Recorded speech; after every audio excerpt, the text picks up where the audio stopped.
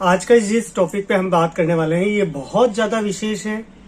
मेरा आप सभी से अनुरोध है कि आप ज्यादा से ज्यादा लोग इसे शेयर करना, अपने लोगों तक, चिर परिचित लोगों तक पहुंचाना, ताकि आजकल जो फ्रॉड चल रहा है, मेनली जो फ्रॉड अभी इस टाइप पे चलाए जा रहे हैं, उस स्कैम या उस फ्रॉड से आप बच सके, आपके साथ किसी तरह का बुरा ना हो। और वास्तव में ये जो फ्रॉड पे जिस मैटर पे मैं बात करने वाला हूँ, इसमें अभी तक आज तक कोई चर्चा नहीं की गई, ना कोई इस पे बात करता है, ना कोई इसमें समझता है। बहुत कम लोग हैं जो इस फ्रॉड को मतलब ट्रैक कर पा रहे हैं या इसको समझ पा रहे हैं। हम लोगों ने बहुत इस पे स्टडी किया है, बहुत कुछ सोचने के बाद, विचारने के बाद में मैं जब लास्ट मोमेंट पे निकला तो मेरा एक ही मत था कि आप लोगों तक अपनी बात को पहुंचाऊं, आप लोगों तक लेके इस चीज को जाऊं, ताकि भविष्य में भगवान ना करे आपके साथ में अगर कहीं ऐसा हो रहा है तो आप उससे बच सके, आप सेफ हो सके। मेरा मकसद सिर्फ आप लोगों को सेव करना है, मैं नहीं चाहता और कुछ इसके अलावा। बाकी मैं ये चाहता हूं कि आपके साथ में किसी तरह का कोई फ्रॉड नहीं हो, कोई आपको मतलब अननेसेसरी परेशानी पैदा नहीं हो जाए। इसके लिए मैं इस वीडियो को लेके आया हूं। जनरली अगर आपको लगे कि हाँ इसे शेयर करना चाहिए तो आप करना, बाकी आपकी इच्छा है ना। आपने अभी तक कितने लोग हैं जो मुझे सुन पा रहे हैं या मेरा वीडियो देख रहे हैं, इनमें से कितने लोग हैं जो बीसी बैंकिंग क्रॉसपॉन्डर एक होता है जो बैंक के द्वारा अनुबंधित होता है, कोई निमंत्रित वाला हुआ या इस तरह के कोई प्रतिनिधि तैयार किए जाते हैं बैंक के द्वारा, जो इनके छोटे जो लेन देन होते हैं, बैंकिंग लेन देन, उसे संपादित करते हैं। काफी हैं, काफी लोग हैं जो आधार कार्ड से इससे पैसे निकलाते हैं। आधार लेके जाएंगे, उसे देंगे, वो आधार पंच करेगा, अपन अंगूठा लगाएंगे, पैसे निकाल के अपने को दे दिए जाएंगे। कई बार हम इसे जमा कराने भी जाते हैं। ठीक है, मेरे पास 20,000 रुपए पड़े हैं, मेरे को नहीं जाना है बैंक की लाइन में नहीं लगना है, मैं किसी भी बीसी के पास में जाऊंगा और मैं बोलूंगा कि सर मेरा पैसा जमा कर दो मेरे अकाउंट में, तो वो मुझे आधार लेगा, आधार से अंगूठा लगाएगा या अकाउंट नंबर से जमा करेगा। वो एक मेथड होता है कि उनका वो किस तरह से क्या कर पा रहे हैं। अब यही एक फ्रॉड होता है हमारे साथ में। अभी कुछ ऐसे असामाजिक तत्व हैं जो गलत तरीके से लोगों का पैसा ऐंठते हैं या लूटते हैं। फोन करके आपसे ओटीपी लेते हैं या कोई भी गलत काम करके आपसे पैसा ले लिया जाता है। एक विशिष्ट अकाउंट तक वो पैसा पहुंच गया। अब वो पैसा है 2 नंबर का अकाउंट है ब्लॉक। कभी ना कभी आप शिकायत करेंगे, उसके बाद में उसको ब्लॉक किया जाए। उससे पहले ये लोग उस जगह से पेमेंट को ट्रांसफर भी करते हैं। तो ये ट्रांसफर कैसे करते हैं? ये जाते हैं किसी के भी पास कि भैया 1 लाख रुपए फोन पे में किसी को डलाना हो तो मुझे बता देना, मैं डाल दूंगा, 1-2% तेरे को कमीशन दे दूंगा। या कुछ कमीशन का इस तरह से एक सिस्टम बनाते हैं, ऐसा लालच पॉइंट बनाते हैं कि ये लोग उसके झांसे में आ जाते हैं। 100 बीसी वाले हैं, 100 में से 99 ईमानदार है, लेकिन एक बीसी वाला ऐसा बंदा है जो उस पैसे का दुरुपयोग करेगा, उस पैसे को आपके अकाउंट में ट्रांसफर करेगा। जबकि आप अंगूठा लगा के पैसा देने वाले थे, अकाउंट में ट्रांसफर लेने वाले थे, वो कहेगा आपको भैया फोन पे दे दूं, आप फोन पे दे दे भैया, ट्रांजेक्शन चार्ज लेगा, नहीं लूंगा, क्योंकि उसको उधर से मिल रहा है। उसको हो सकता है 10%, 20%, 30%, 40%, वो जो फेक अमाउंट जो है उसके पास में, जो फेक तरीके से अर्जित की हुई है, उसे आप कल को पुलिस पकड़ ले, उसको गलत करोगे तो पकड़ेगी। अगर उसको पकड़ा जाता है तो उसने कहाँ कहाँ पैसा खर्च किया है, किस किस तरह से किया है और किस किस को भेजा है, इसकी जांच भी होगी। वो पैसा अगर गलती से आपके अकाउंट में आता है तो आपके ऊपर क्या कार्यवाही पुलिस कर सकती है या क्या आपके खिलाफ केस बनते हैं या क्या मामला बनता है, ये तो आप सब समझ ही रहे हैं। हम ना चाहकर भी, हम गलत ना होकर भी और गलत में फंस गए। एक केस 16 दिन पहले हमारे सामने आया। एक दुकानदार थे, हमारे सज्जन भाई थे, तो उन्होंने 1 लाख कुछ अमाउंट किसी मित्र वाले को दे दी, कोई दिक्कत नहीं है। अब उस मित्र वाले ने क्या किया, उसको जो ट्रांजेक्शन उसके खाते में डालना था, क्योंकि आलस होते ना आदमियों के, भाई तू ही डाल देना यार, थोड़ा थोड़ा करके डाल देना, 2 दिन में डाल देना, 1 दिन में डाल देना, कौन बैंक की लाइन में लगे। तो कुछ व्यापारी बहुत ज्यादा आलसी हो चुके हैं और इन्हीं आलसी व्यापारियों ने वहां पैसा दिया, उसने ट्रांसफर भी दिया, इनका अकाउंट पूरा हो गया कि आपको इतना पैसा मैंने दिया, आपने मुझे खाते में दे दिया, बात खत्म हुई। अब वो पैसा आया था किसी गुजरात के एक बंदे का, जो उससे फ्रॉड से लिया गया था। उसने तुरंत उस खाते पे स्टे लगा दिया, स्टॉप कर दिया। अब आपका अकाउंट से बैलेंस न निकल रहा है, वो बैलेंस रुक गया आपके खाते में आके।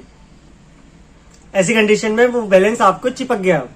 अब उस बैलेंस को अगर आप अपने खाते में रख रहे हो तो भी दिक्कत है। उसने फ्रॉड का केस दर्ज कराया गुजरात वहां थाने में। अब कभी भविष्य में अगर बड़ी कार्रवाई अगर पुलिस करती है और इस तरह का कोई बड़ा स्कैंडल अगर पकड़ में आता है तो संभव है कि पुलिस उसके घर तक भी पहुंचेगी, और पहुंचनी भी चाहिए। मैं तो चाहता हूं कि हाँ, ऐसा कुछ होता है तो पहुंचना चाहिए, ताकि याद पड़े कि हमने गलत आदमी से गलत काम किया।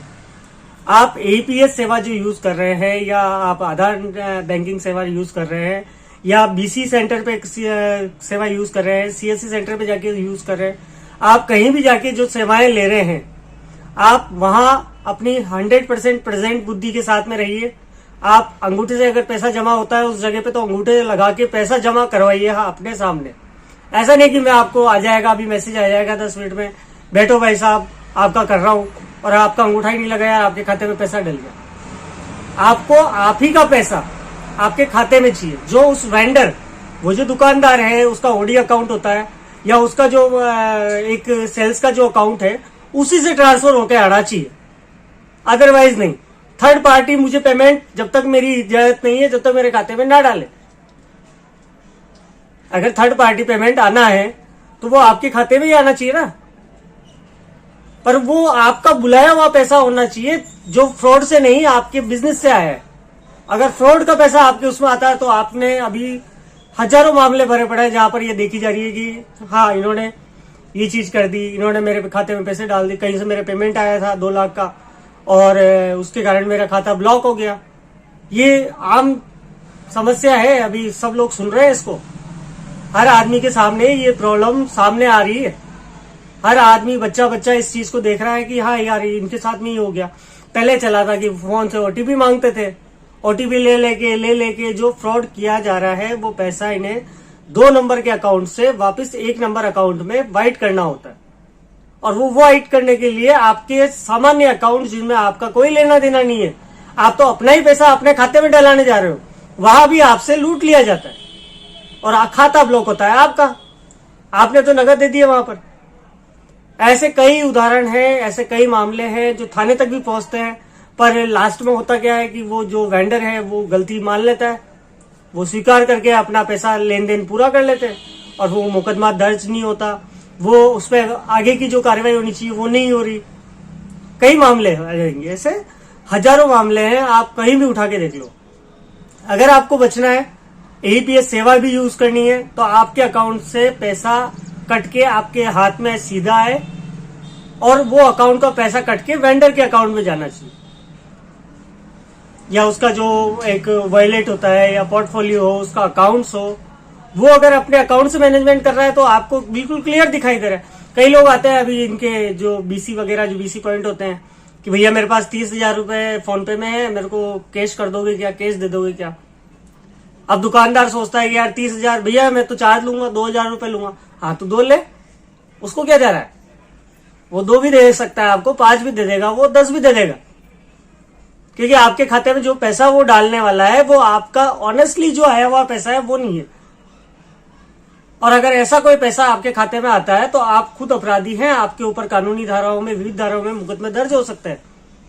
आपको अगर इनसे बचना है तो आपको सेफ होना पड़ेगा, अपना दिमाग खुद लगाना पड़ेगा, और जहां तक हो सके अगर आप बैंकिंग ट्रांजैक्शन कर रहे हैं तो आप उन्हीं बीसी पे पॉइंट पे जाएं जहां आपको विश्वास है, जो आपके आंखों के सामने आपका काम करके दे रहा है, और आपको जाते ही आपको प्रायोरिटी दे, आपका काम निपटा दे, आपके आंखों के सामने आपका जो पोर्टल खुलता है उसमें बैलेंस वगैरह बता देते हैं, ये सब कुछ वो सारा चेक कर लीजिए जाए, और आप ही के अंगूठा या आपकी सिग्नेचर, उसी से आपका ट्रांजैक्शन किया जाए।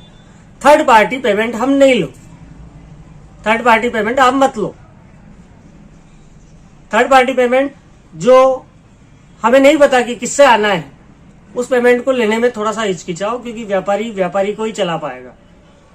व्यापारी का ही पैसा हमारे पास आके हमारे पास रुक पाएगा, हमारे पास उसका ट्रांजैक्शन हो पाएगा, या उसको जैसे आप लेके आए 20-30 हजार रुपए लिमिट होती है बीसी की, शायद 20,000 या किसी में 40,000, किसी में 10,000 जमा कराने की।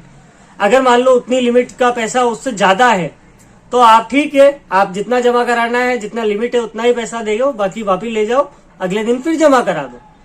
ये एक दिन आने जाने का जो आलस होता है ना, इसमें वो गलत पैसा आपके खाते में ट्रांसफर हो जाता है। 99% बीसी ऑपरेटर्स वास्तविकता में 1 नंबर काम कर रहे हैं, पर वो एक जो बैठा है ना, वो सारी 12 बजा देगा। हजारों ट्रांजैक्शन करते हैं ये, हजारों लाखों ट्रांजैक्शन हो जाते हैं इनके साल के 6 महीनों के, ऐसे काउंट करें तो अपन डेली के कम से कम 100-200 ट्रांजैक्शन होते हैं। अगर वो गलत पैसा ला रहा है, गलत जगह से अगर 10 आदमियों के खाते में भी वो गलत आया हुआ पैसा जा रहा है, तो भैया जब पुलिस के लंबे हाथ होते हैं, अपराधियों तक पहुंचेंगे, अपराधी पकड़ में आएगा तो वो पैसा भी पकड़ में आएगा। फिर हम कहें कि यार हमें नहीं पता था भैया, हमारा तो ऐसा हो गया, पर है आपके खाते में, आप मुलजिम हो, चोरी का पैसा आपके खाते में आया है। सेफ रहे, स्वस्थ रहे, और जो आपके मिलने वाले हों, जो भी आपके बंधु वगैरह हैं, जिन्हें लगता है कि हाँ ये चीज वास्तव में उनके साथ भी हो रही है या हो सकती है, संभावना है, आप उन्हें शेयर करें। और जय हिंद, जय भारत, वंदे मातरम।